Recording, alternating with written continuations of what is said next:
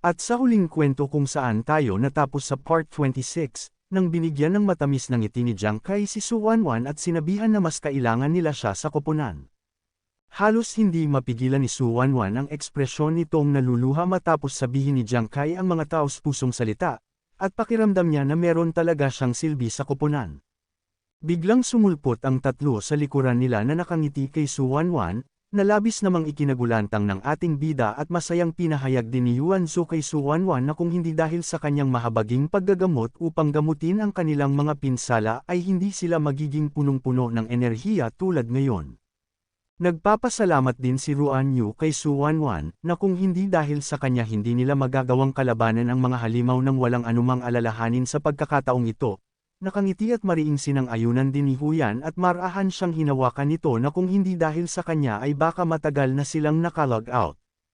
Hindi na napigilan ni Su Wanwan na dumuloy ang kanyang mga luha at dahil punong-puno siya ng emosyon sa pasasalamat ng lahat sa kanya.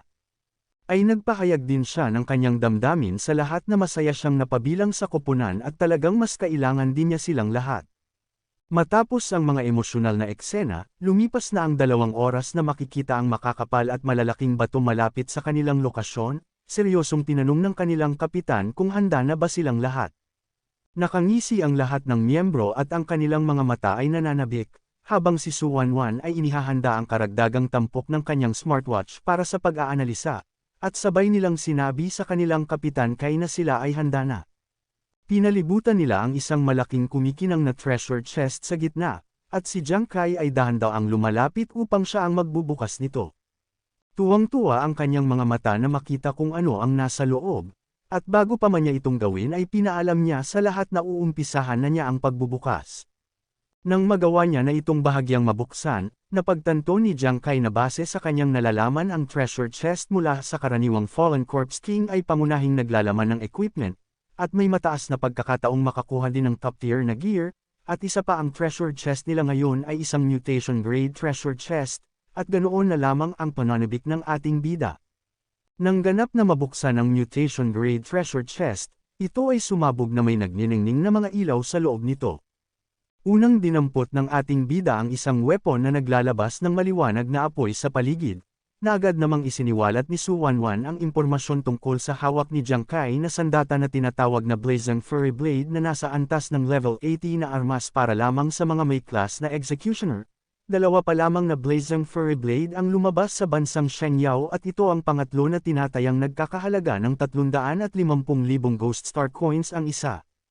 Ikinagulat ni Yuan Zhu ang halaga ng armas na iyon dahil kung ipagpapalit ito sa Shenyao coins ay nagkakahalaga ito ng 3.5 million, hindi na nasorpresa si Huyan sa presyo ng sandata dahil ang antas ba naman nito ay nasa level 80, habang si Ruan Yu ay nanghihinayang dahil wala sa kanilang team ang may class na executioner at wala sa kanila ang makakagamit ng armas na iyon. Sinang-ayunan ni Jiang Kai ang sinabi ni Ruan Yu, subalit kahit walang makakagamit ng armas na iyon sa kanila ay maari naman nila itong ibenta kapalit ng malaking pera kaya ganoon na lamang ang paglitaw ng sign ng pera sa kanyang mga mata. Isang equipment ang nakakuha ng pansin ni Jiang Kai at kaagad niya itong kinuha. Tinawag niya si Su Wanwan upang kunan ng impormasyon ang hawak niyang equipment ngayon. Nang maska niya na ito, hindi maintindihan ni Su Wanwan kung bakit walang record ang equipment na parang hindi pa ito nai-record sa kahit saan, kaya ipinagpalagay ito ni Ruan Yu na baka ang equipment na hawak ng kanilang kapitan ay ngayon pa lamang lumabas kaya't wala pa itong record sa sistema.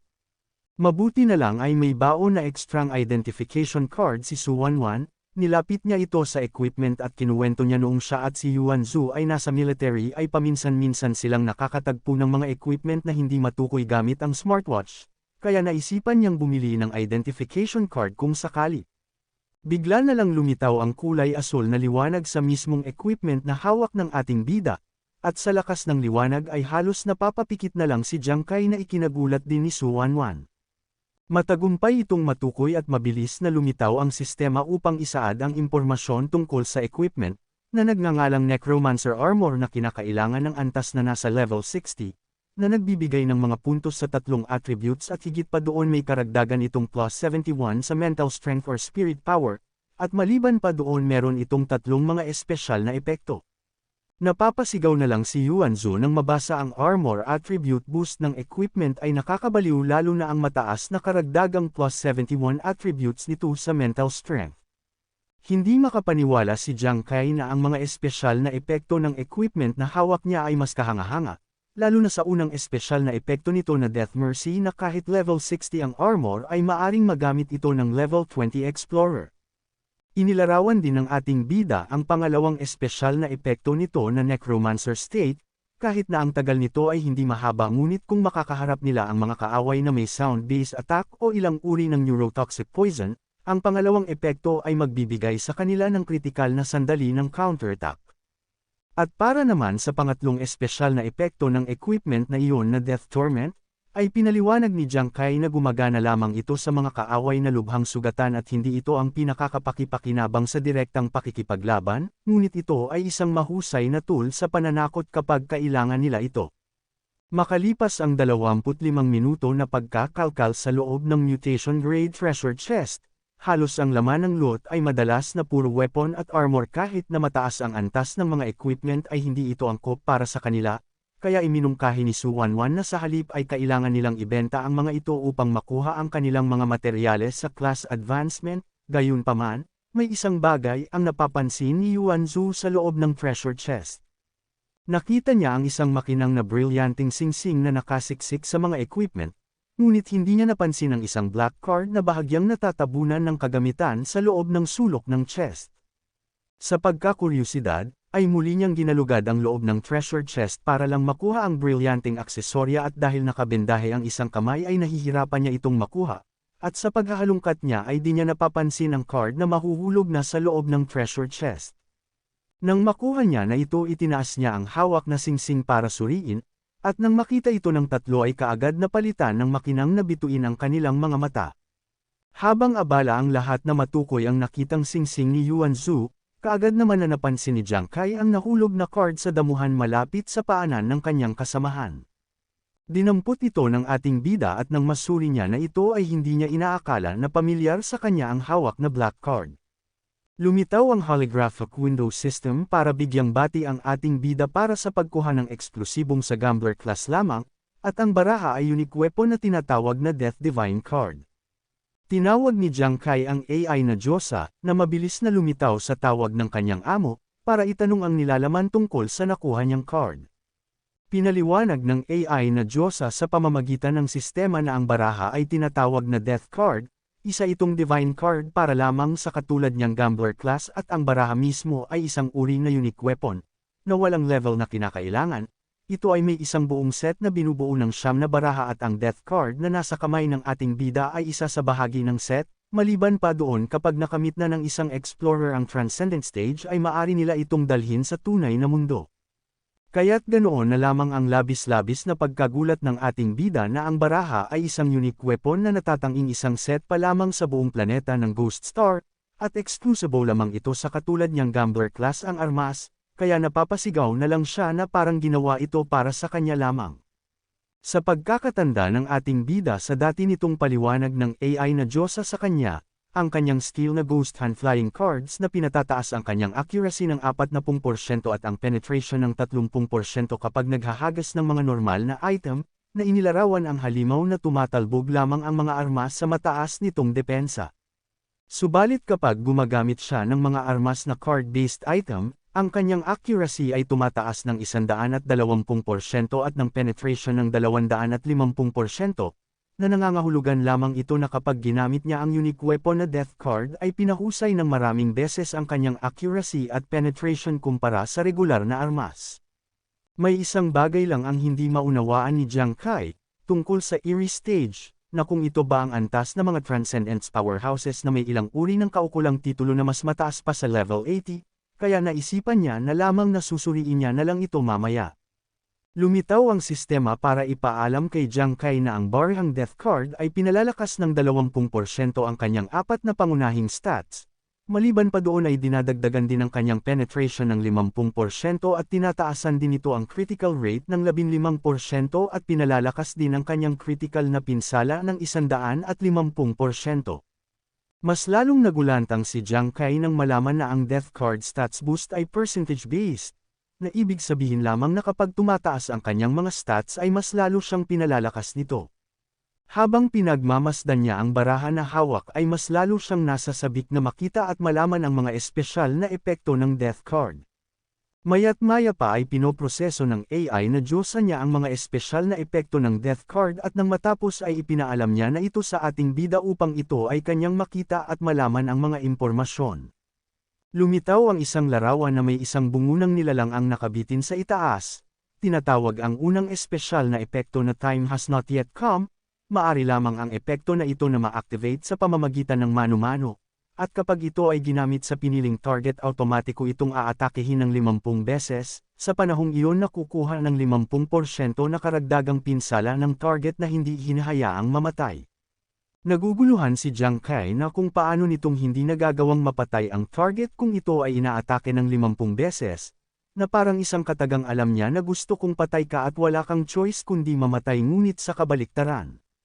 Sumunod naman na lumitaw ang pangalawang espesyal na epekto na tinatawag na Wrath of the Gods, at kapag ito ay na-activate ang death card ay umiikot ng napakabilis na ang dulo nito ay ang sentro, na humaharap sa patuloy na pinsala sa target, kung ang target ay nabigong makatakas sa pinsala sa pagtagos nito ay patuloy na tataas, sa pamamagitan ng paggamit ng Wrath of the Gods ay kumukonsumo ng karagdagang stamina at mental power o spirit power.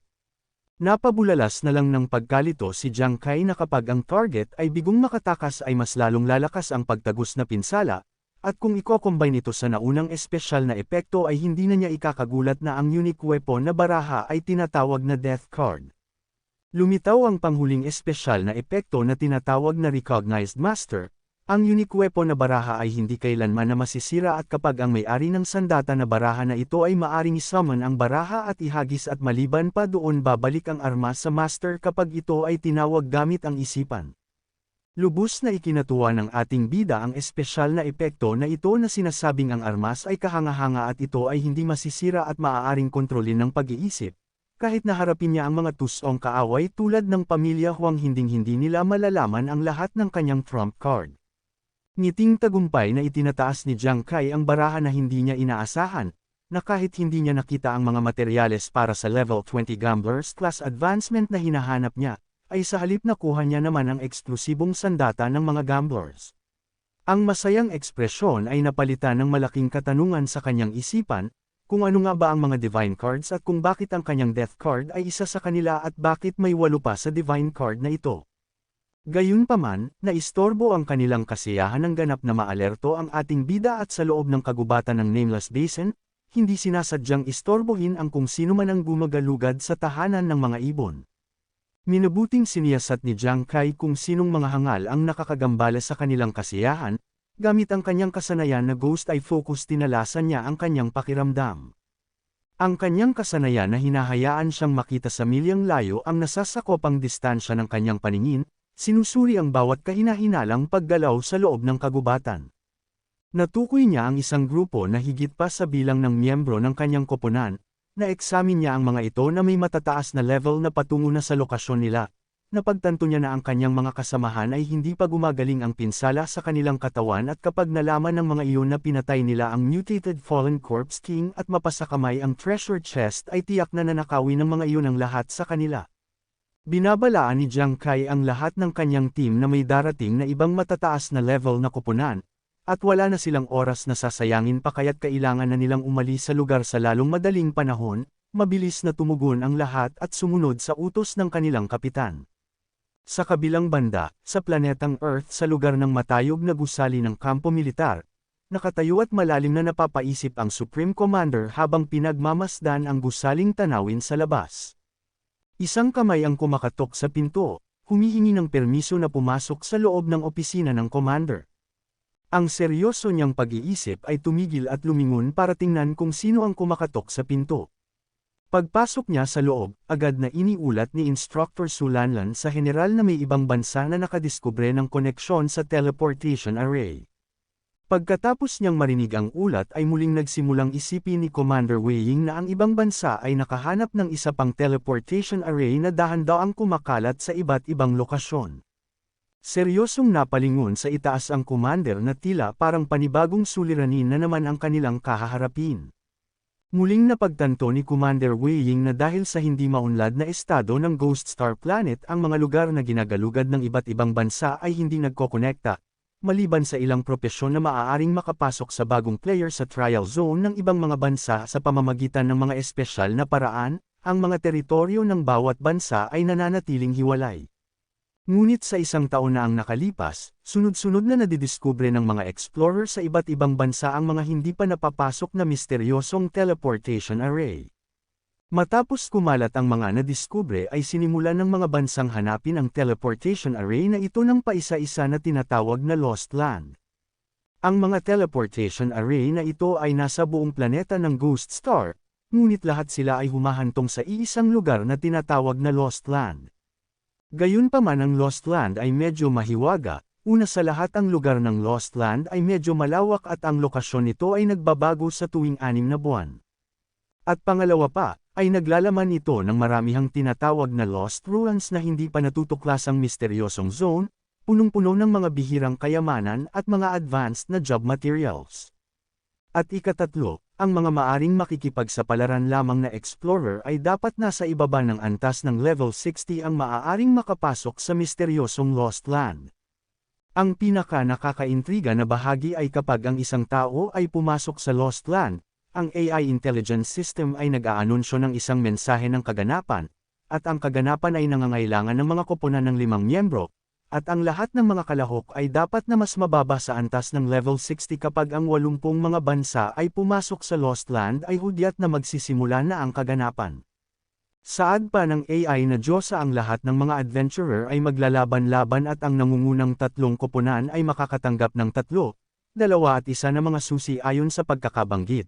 Ang mga susi ay nagbibigay daan sa kanila upang galugarin ang mga Lost Ruins para sa mga bibihirang kayamanan. Ang bawat tao ay maaari lamang lumahok ng 1 beses sa bawat antas ng kategorya. Bakas ang pangangamba ng instructor na sa ngayon ay meron ng 49 na bansa na natuklasan ang mga hanay ng teleportasyon sa Lost Land, kapag ang bilang ay umabot sa 80, magsisimula na ang kaganapan sa Lost Land, ngunit ang kanilang bansang Shengyao ay hindi pa rin nakakahanap ng hanay ng teleportasyon na humahantong sa Lost Land. Inipit sa labi ng commander ang kinuha nitong sigarilyo upang sindihan, lumapit si Sulanlan kay Commander Wei Ying nagbigay ng salubing opinyon at sinabi sa pamamagitan lamang ng pagraranggo sa nangungunang 3 sa kaganapan ng Lost Land, ay maaari silang maging kwalipikado upang galugarin ang Lost Ruins, at ang kayamanan sa loob ng Lost Ruins ay maaaring magpabago ng kapalaran sa kanilang buong bansa. Gayunpaman, matapos sabihin ang kanyang pagpapahayag tungkol sa Lost Land, nanatiling tahimik ang commander at muling malalim na napapaisip at abala sa paghit-hit ng kanyang sigarilyo, kaya't napapatanong na lang si Instructor Sulanlan kung narinig niya ba ang kanyang mga pinagsasabi. Matapos ang kanyang malalim na pananaliksik na uwi ito sa isang conclusion, humakbang siyang patalikod, para patayin ang apoy ng kanyang sigarilyo sa ashtray. Nagsimulang maglakad papalayo ang commander at inutusan ang instructor na tawagin ang lahat ng mga kinatawan ng guild para sa pagpupulong, na agad namang pumayag si Instructor Sulanlan sa kanyang utos. Makalipas ang 3 araw, tumungo ang koponan ni Jiang Kai sa trading office. Matapos ang pagpuproseso ng pagpapalit ng lahat ng loot na kanilang nakuha sa mutation grade treasure chest, sa wakas ay lumabas na din ang ating bida at habang nakasuksok ang kamay sa loob ng bulsa payapang humahakbang pababa ng hagdan si Jiang Kai. Gustong malaman ng kanyang koponan at tinanong sa kanya kung maayos ba ang lahat na naibenta. Ang pagpapakita ng ngiti sa mukha ni Jiang Kai ay sumasagot sa maganda at mabilis nitong pagbebenta sa private trading space, sa sandaling nailista niya ang mga items ay agad itong naubos, at bukod pa doon ay nabili na din niya ang mga job transfer materials na kailangan nila. Ang hawak niyang 3 parang hiringgilya ay ready to use na kailangan na lang nila itong gamitin upang makumpleto ang kanilang job transfer. Hindi maitago ni Huyan ang kanyang kasiyahan matapos marinig ang magandang balita mula sa kanilang kapitan. Napapabulalas na ang kanilang loot ngayon ay puro mga bibihirang materyales at mabebenta lamang ito sa mataas na presyo, at hindi niya akalain na ang lahat ay mabilis na naglaho. Sa tingin ni Ruan Yu na parami ng parami ang malalaking gumagastos ngayon para lang sa mga bibihirang items. Inabisuhan ni Su Wanwan ang kanyang team na ilang araw na ang nakalipas matapos niya marinig na ang militar ay nagsagawa ng isang pagpupulong sa kinatawan ng pambansang guild, Pagkatapos ang lahat ng departamento katulad ng trading office ay pinatindi ang kanilang pagkuha ng mga bihirang resources at sa kanyang palagay na malamang na may kaugnayan iyon. Dalawang tao ang dumaan sa kanila ang nag-uusap sa isa't isa at ang kanilang pinag-uusap ang tema ang nakakuha ng buong pansin ni Jiang Kai. Nang hindi tumitingin sa kanila ay pinatalas ng ating bida ang kanyang pandinig at nagsimulang makinig sa kanilang panayam tungkol sa nalalapit na Guild Challenge Tournament. Narinig niya na maraming promising na bagong guild ang nagpaplanong sumali sa event, at pati na rin ang Xuanwu Guild ay partikular na nakatutok sa tournament ngayong taon at ipinagmalaki pa nila na garantisadong mananalo sila sa unang pwesto. Abangan sa Part 28 kung ano ang magiging resulta ng pag-job transfer ni Su Wanwan, Yuan Zhu at Ruan Yu, magiging bigo kaya sila o magtatagumpay, at ang pagsisimula ng Guild Challenge Tournament na unang makakalaban nila ay ang koponan ni Huang Da. Kung nagustuhan nyo ang kwento na ito ay huwag kalimutan mag-iwan ng like at comment, samahan nyo na din ng pag-hit ng subscribe para ma-update kayo sa bawat upload. Kita na lang tayo muli sa susunod na video.